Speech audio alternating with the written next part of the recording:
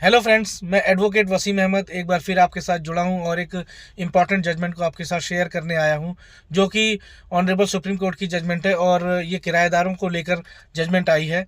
अक्सर ये पाया जाता है कि जो किराएदार मनमानी करते हैं, किराए का जो रेंट एग्रीमेंट है उसका टाइम पीरियड ख़त्म होने के बाद या लीज़ एग्रीमेंट का जो टाइम पीरियड है उसके ख़त्म होने के बाद, एक्सपायर होने के बाद भी उस प्रेमाइसिस को, जो रेंट का प्रेमाइसिस है, उसे खाली नहीं करते हैं और उस पर कब्जा बनाए रखते हैं।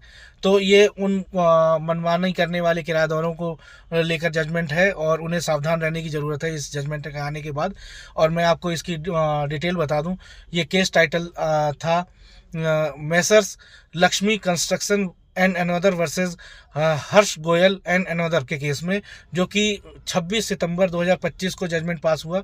और इस जजमेंट में ऑनरेबल सुप्रीम कोर्ट ने पाया कि जो ओनर था उसने एक केस फाइल किया, ये प्रेमाइसिस अपना खाली करवाने के लिए किराएदारों से।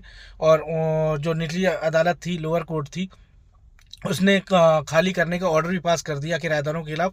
उसके बावजूद किराएदारों ने प्रेमाइसिस खाली नहीं किया और उसमें प्रोसीडिंग को बढ़ाते गए, अननेसेसरी प्रोसेस ऑफ लॉ को यूज़ किया।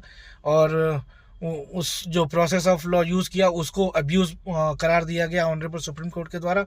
और उसके उन दोनों जो टेनेंट थे उनके खिलाफ 5 लाख का, एक टेनेंट के खिलाफ 5 लाख का जुर्माना लगाया और ना खाली करने के, प्रेमाइसिस ना खाली करने के एवज में। और दूसरे जो किराएदार था उसके उसको 3 महीने की जेल और 1 लाख का जुर्माना किया गया। और साथ ही साथ निचली अदालत को ये भी डायरेक्शन दी कि इन दोनों किराएदारों के खिलाफ कंटेम्प्ट ऑफ कोर्ट की प्रोसीडिंग भी चलाई जाए, क्योंकि इन्होंने निचली अदालत का जो खाली करने का ऑर्डर था उसको कंप्लायंस नहीं किया और उस पर जो प्रेमाइसिस था, रेंट का प्रेमाइसिस, उस पर काबिज बने रहे।